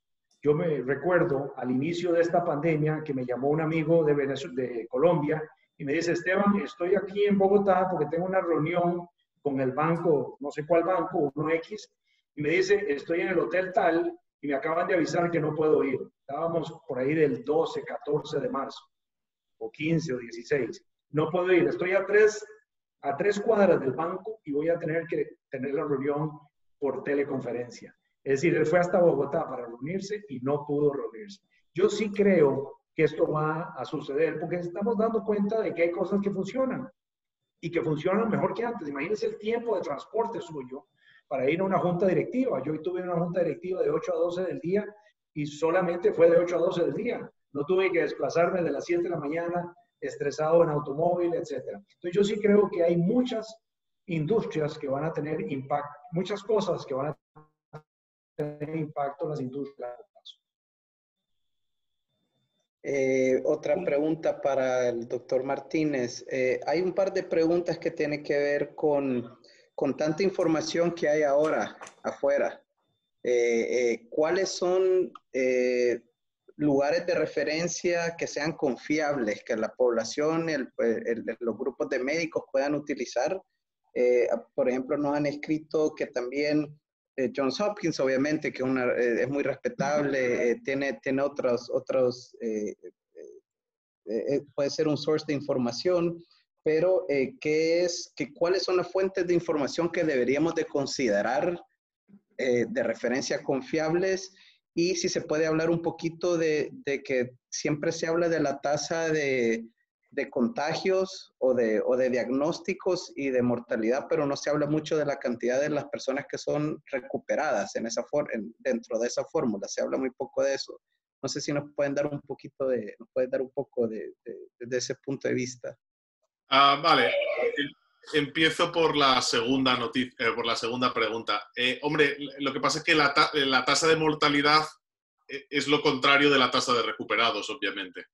Entonces, digamos que en ese sentido, lo que pasa es que hay ciertos cálculos que se tienen que hacer y algunas personas que no, bueno, algunos investigadores que quizás no, o ha habido algunos errores a la hora de calcular las tasas de mortalidad, pero en general, cuando nos referimos el número de recuperados ya va implícito al número de casos que no han muerto. Hay un delay, hay un retraso entre una cosa y la otra, pero todos los que no han muerto se han recuperado. No sé si la pregunta quizás se refiere más a dar un aspecto optimista, sí, y quizás enlazo con... La verdad es que yo no soy experto, pero sí que hay algunos epidemiólogos que se dedican a la modelización que además tocan los dos aspectos de la información, porque muchos fenómenos que denominamos virales o que se producen en la epidemiología también suceden en la información, y hay equipos y investigadoras que tratan los dos temas. Y sí que es un tema que incluso dentro de la comunidad científica lo hemos visto, que es la calidad de información. Bueno, en general, dentro de lo poco, esto no es mi tema, pero yo lo que recomiendo es no hacer seguimiento de las noticias que son inmediatas, que puedan ser fuentes de WhatsApp o Facebook, porque en general la única ventaja que tienen es que son muy rápidas, pero dudo que haya personas que realmente necesiten la información inmediatamente, y normalmente si somos capaces de esperar un día o dos, ya podemos ir a nuestras fuentes habituales de prensa, en las cuales normalmente tratan todos estos temas, ya sea de nuevos tratamientos, vacunas. Muchos de mis amigos y familiares me escriben, me preguntan, oye, y yo siempre les digo, mira, esperemos a mañana para que haya alguien que lo haya analizado bien y dé la información bien. Hay gente que puede leer la prensa médica, hay varias plataformas de universidades y centros de investigación que intentan, digamos, que hacer interfaces que sean interesantes y que la gente las pueda consultar. Pero en general, esa crisis informativa que percibe todo el mundo también la tenemos nosotros, los que estamos, digamos, en primera línea epidemiológica. O sea que es un problema que quizás con un poco más de calma y con de tiempo también lo tendremos que analizar y tratar. Sí, y la segunda pregunta que tenía un follow-up era porque hablan del tema de inmunidad de rebaño, ¿verdad? Que va con eso, porque si hay tantas personas que no están muriendo, pero que sí han sido infectadas, preguntan si eso quiere decir que allá afuera hay básicamente casi 3 millones de personas que ya son suficientemente inmunes para decir que no se van a volver a enfermar. Ese es como el follow-up a la pregunta. Bueno, a ver, esto es un tema un poco complicado. A principios de la epidemia se hicieron como lo que se llaman, ¿cómo se dice en español? En España decimos la cuenta de la vieja, o calculations back of the envelope, ¿no? Detrás del sobre, como una cuenta rápida en que usamos pues ciertos parámetros epidemiológicos en los que más o menos así, muy preliminar, podemos estimar. Y las primeras estimaciones decían que, asumiendo ciertos aspectos, tendríamos que esperar que el 50 o el 60 o el 70% de la población hubiese sido infectada y tuviera anticuerpos protectores para que la epidemia, digamos, acabara por sí misma, ¿no? Esto era un cálculo vago y ya empiezan a aparecer trabajos en los que no necesariamente estamos hablando de esos números, ha reajustado, y hay muchos otros efectos que no conocemos, porque está claro que al principio de la epidemia nadie se le ocurría lavarse las manos, llevar mascarilla y mantener 2 metros de distancia, y ahora prácticamente todo el mundo ha naturalizado eso. Al menos hay muchos lugares donde se han esforzado en educar a la población en estos aspectos, y desconocemos qué impacto tienen en esto. Entonces, en este sentido, el cálculo de cuánta gente necesitamos no lo sabemos. Lo que sí que sabemos es que en el mejor de los casos, en los sitios donde hemos visto, y por eso hablaba yo de un 20 o un 30%, eso no sería suficiente en principio para prevenir una segunda ola. Es decir, los sitios que hemos estudiado muy bien, todavía no esperamos que allí, quizás en otros sitios ha habido suficiente inmunidad, pero los sitios donde lo hemos estudiado muy bien y han reportado muchos casos, no hemos llegado a ese grado de inmunidad. Por ejemplo, en España, que hemos tenido, durante mucho tiempo hemos estado, digamos, en la pole de los casos, se estima que es un 5% del total de la población que ha sido infectada. O sea, que estamos lejos de ese 50%, 40%, si lo ajustáramos. O sea, que en España esperamos que haya una segunda ola. Gracias. Profesor Brenes, preguntaban que cuál podría ser el impacto de la segunda ola de la epidemia en la economía. Lo ejemplifico. Puede haber algún negocio que en este momento, con mucha dificultad, se esté preparando nuevamente para abrir, ¿verdad? Tiene que ha logrado controlar ese corto plazo, tiene que extender sus alas, puede ser en el sector turismo, en educación, restaurante, y tiene que también tener en cuenta que puede existir una segunda ola dentro de unos cuantos meses. ¿Cómo puede lidiar una compañía con esa dificultad, esa incertidumbre? Bueno, el aprendizaje de hoy es que esa segunda ola la pronostica Martínez, el doctor Martínez y otras personas. Eso es una realidad. Ellos tienen la experiencia y el conocimiento. Yo lo que puedo decir es cómo me imagino el negocio a futuro. Yo me imagino, por ejemplo, las líneas aéreas no van a poder funcionar a corto plazo si no hay una buena coordinación a nivel global, por ejemplo. Yo tengo que viajar de un país A a un país B. Si el país A tiene una política migratoria y el país B tiene otra política migratoria, en aviación no vamos a poder coordinarnos. Y entonces yo creo que, por ejemplo, el IATA, la organización internacional que se encarga de la aviación, tiene que trabajar con los países para poder establecer protocolos. ¿Cuáles son? Estoy poniendo el ejemplo de la aviación, aunque sé que me estás preguntando por empresas locales también. Pero los protocolos es la clave.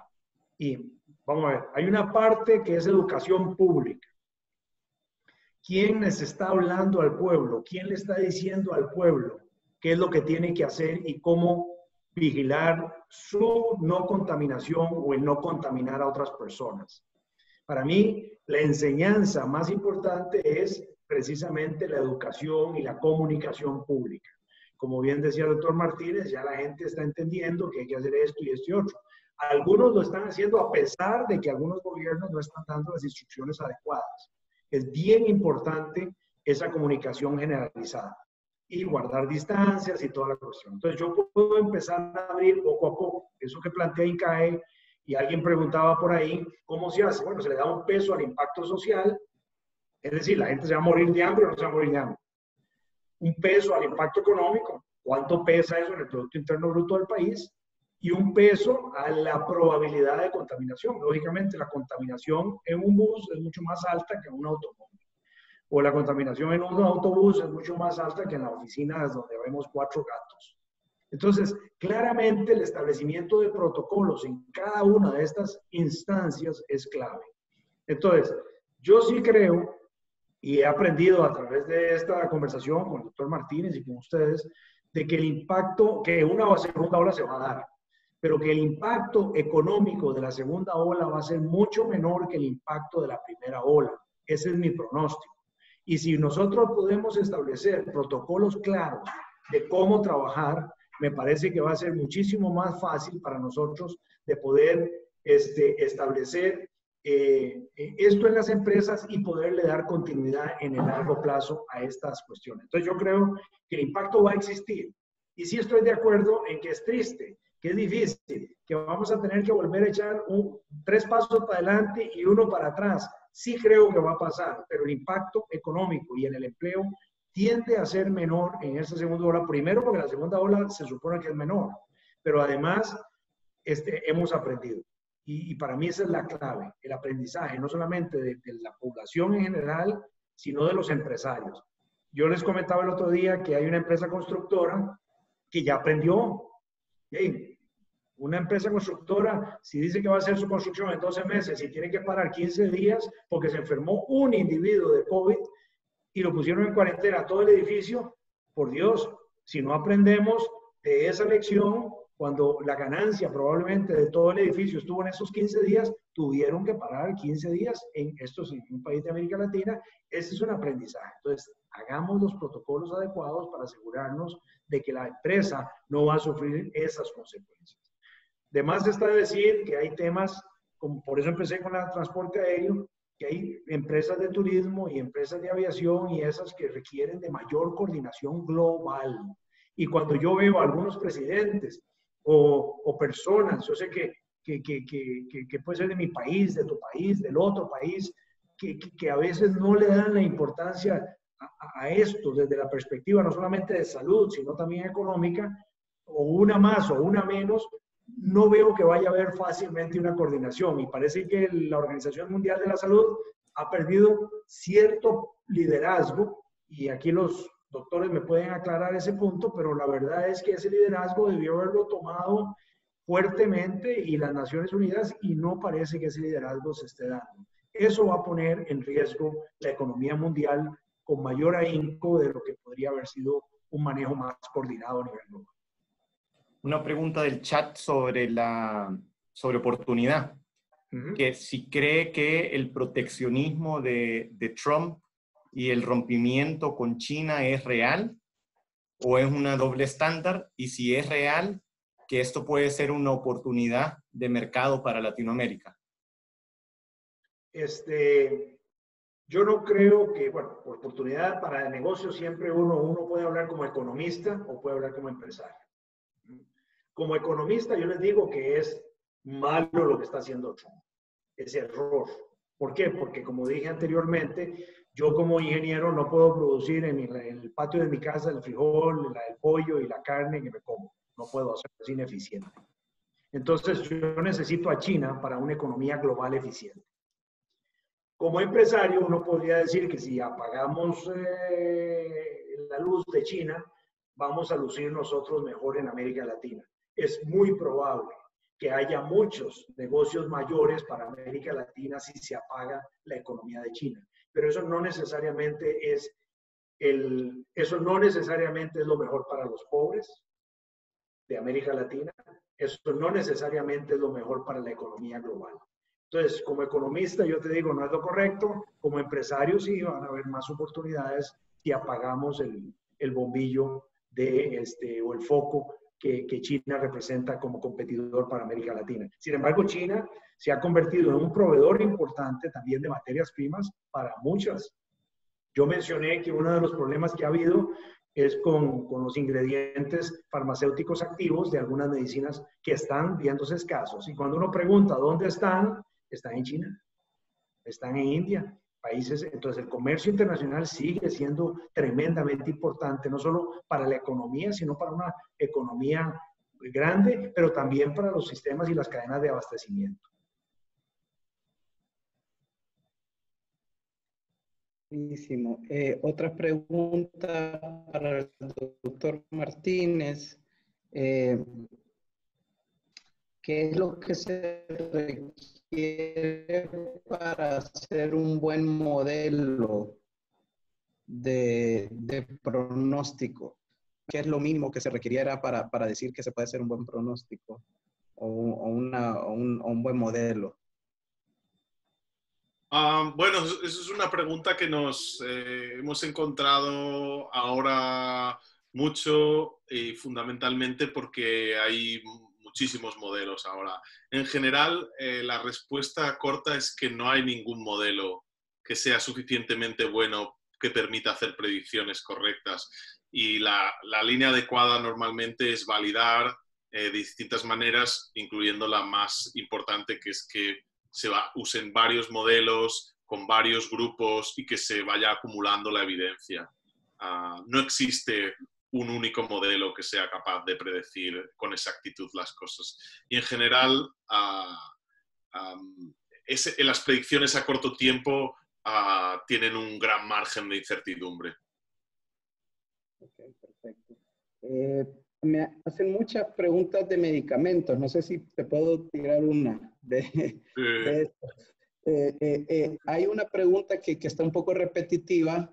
Yo vi que había un estudio de la Fundación Ford para el uso para el personal médico de profilaxis de hidroxicloroquina, que sabemos que en la India se empezó a utilizar y eso.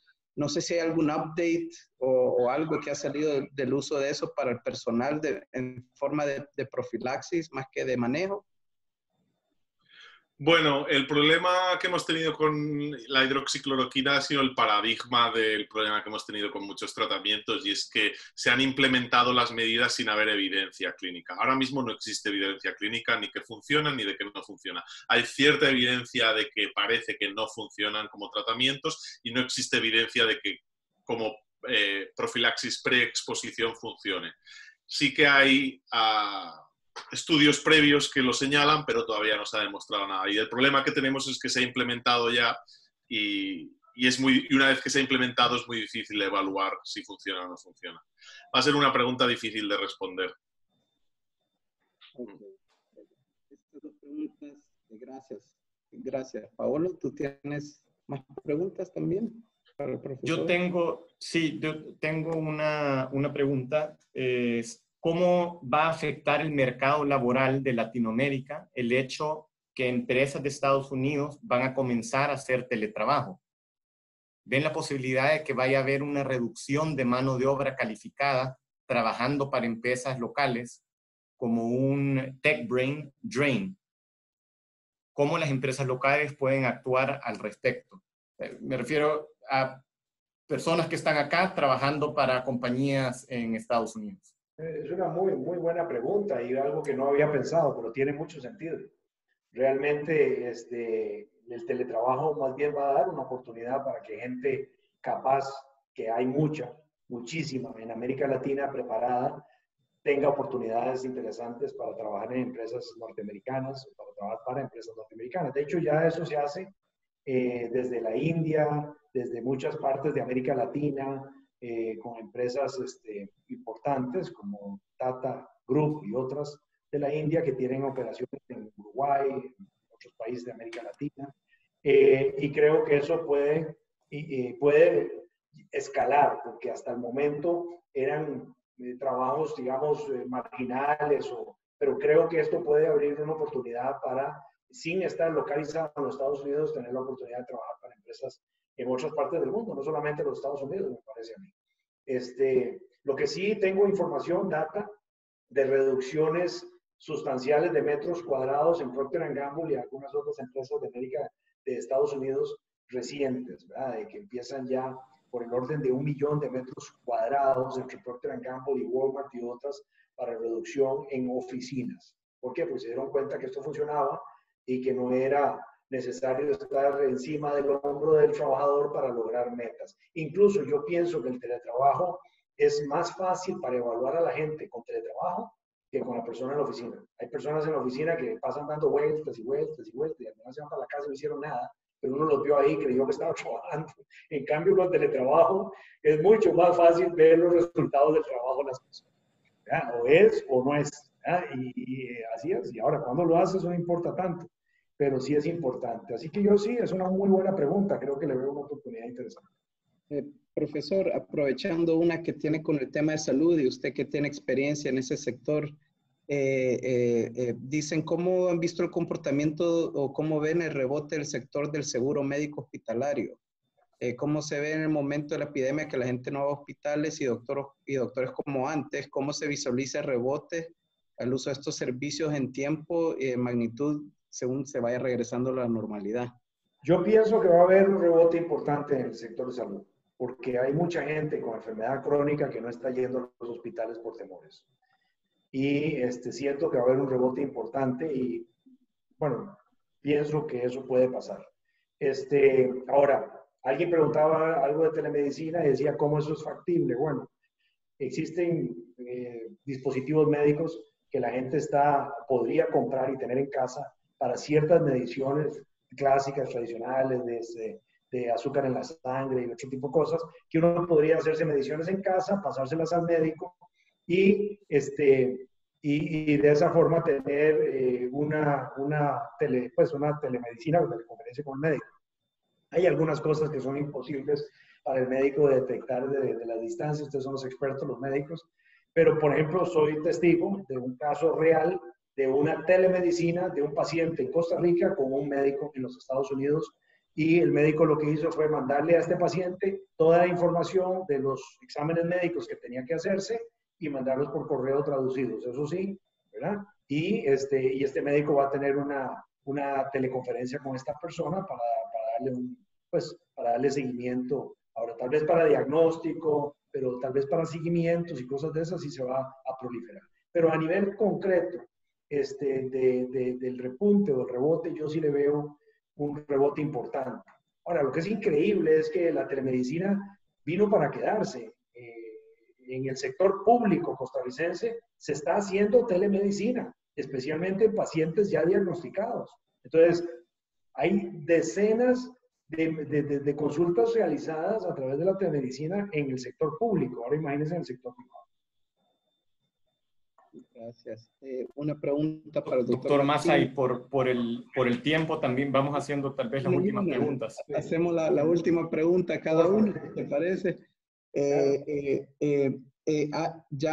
Muchas creo que las hemos contestado, muchas eran muy similares. Veo que regresa la pregunta, Pablo, sobre el tema de inmunidad. Veo unas preguntas de Suecia que no cerró y que si ha demostrado en realidad la inmunidad colectiva o no. Veo dos preguntas ya de las últimas que vuelven a tomar este tema. No sé si nos puedes reforzar. Entendí que por tu explicación no sé, pero tal vez no sé si sabes un poco más de ese tema, porque eso es una noticia que suena mucho. Sí, bueno, el tema de Suecia fue que hicieron una apuesta epidemiológica diferente del resto, basada en ciertas asunciones. Parece que los primeros datos al principio daban cierta razón a una actitud en la que no era necesario, quizás también se ha malinterpretado, porque no creo que no quisieran hacer el confinamiento, sino que tenían otros criterios para hacerlo, pero lo que estamos viendo es que tienen una mortalidad que seguramente cuando haya pasado todo esté en los mismos niveles o más altos que en otros sitios. En general, es muy difícil comparar la transmisión de forma aguda en dos países que no compartan muchísimos factores, o sea que es difícil hacer comparaciones a corto plazo y nos tendremos que esperar un poco, y en general lo que estamos viendo es que esas estrategias tampoco no han funcionado realmente, y seguramente con el tiempo veremos que efectivamente la mortalidad ha estado al mismo nivel o incluso más alta. Perfecto. Bueno, la última pregunta para el profesor Brenes, del sector de la educación, y no necesariamente el sector del sector de educación en general. Realmente la educación es de las armas más poderosas para poder eliminar desigualdad en la sociedad, y ahorita estamos en un momento donde realmente la educación o está parada o en algunos casos no está desarrollándose de la forma adecuada, y me estoy refiriendo más tal vez a instituciones que no tienen capacidades para moverse online, como por ejemplo INCAE. ¿Cuál es su opinión general sobre lo que tiene que hacer un país en relación a la educación? Muy buena pregunta también, muy importante esa pregunta. Es clave, es fundamental. Yo les puedo compartir de que yo estoy relacionado con una escuela privada, no pública, y cuando vimos que ya venía el asunto, dimos 2 días libres. En esos 2 días, la gente empezó a prepararse ya para el lunes siguiente, ya se empezó a trabajar online. ¿Cuál es la diferencia? Es una escuela privada, entonces los niños tienen una computadora, tienen internet en su casa, los maestros son maestros, pues esta es una escuela bilingüe, pues americana, entonces tienen conocimientos, etcétera, para poder transmitir, y hasta el momento están usando una plataforma que está creando una gran satisfacción en los estudiantes y en los padres de familia que siguen pagando. Con solamente que sigan pagando, ya uno sabe que por lo menos están satisfechos con la educación. El problema fue con el sector público costarricense y ellos se han tomado un poco más de tiempo, pero ya después de 2 o 3 semanas ya están estableciendo, tuvieron que capacitar, estamos hablando de 100,000 profesores, ¿verdad? En Costa Rica, es un ejército de profesores. Y los capacitaron a partir después del lunes, después de Semana Santa, todo ese mes de abril hasta principios de mayo y ya están enseñando online. Ahora, ¿cuál es el problema en la educación pública? Que hay un muchachito que tal vez no tenga computadora, otro que tenga computadora pero no tiene internet. Entonces, esos son temas que se están manejando a nivel de asistencial, ¿verdad? Para poderle proveer a las personas. Nosotros tenemos aquí toda la plata que se usó para vender todas las licencias de internet, de Telefónica y de las empresas de Telefónica.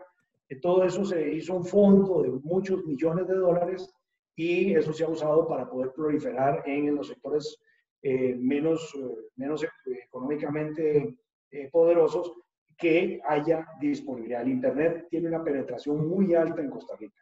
Entonces, se ha facilitado las computadoras, están trabajando los profesores, entonces se está retomando de alguna manera la educación pública, pero no es lo mismo, especialmente en niños, la educación de no ir a la escuela, niños muy pequeños, es muy complicado. Entonces, yo creo que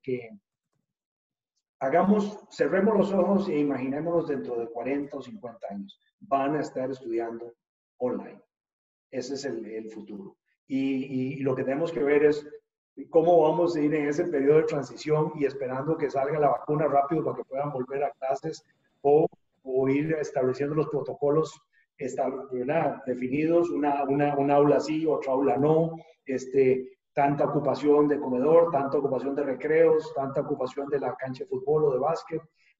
Hay que hacer algo porque tenemos que volver a la media normalidad que nos espera en los próximos meses. Perfecto. Bueno, un profundo agradecimiento al moderador, al doctor Massa, al doctor Martínez y al profesor Brenes. Realmente creo que ha sido muy exitosa la ponencia y ha generado bastantes preguntas del público. Están preguntando si vamos a hacer una nueva conferencia pronto. Bueno, ya veremos. Al público le damos muchísimas gracias por su participación y realmente esperamos vernos pronto. Gracias a todos. Muchas gracias a ustedes por la invitación. Gracias, doctor. Mucho gusto. Gracias. Muchas gracias, un placer. Hasta luego. Hasta luego. Muchísimas gracias. Buenas noches. Buenas noches.